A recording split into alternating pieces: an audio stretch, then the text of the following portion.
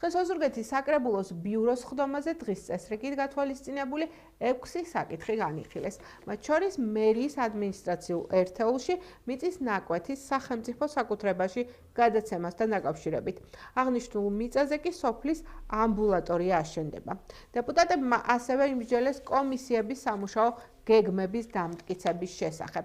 საკრებულოს მომავალი ხდომა 28 იანვარს გაიმართება, სადაც დეპუტატები ამ და სხვა საკითხებზე იმსჯელებენ. განხილული იყო სხვადასხვა მნიშვნელოვანი საკითხები, რამოდენიმე შევეხები.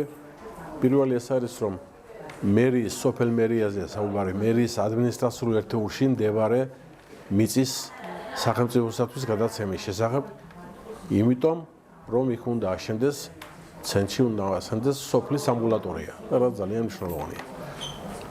ასევე ჩვენ განვიხილეთ საკრებულოში კომისიის სამუშაო გეგმა საცალკე მთელი წლის შემდეგ იქნება კვარტალის და მიხედვით ძალიან მნიშვნელოვანია ეს გეგმები.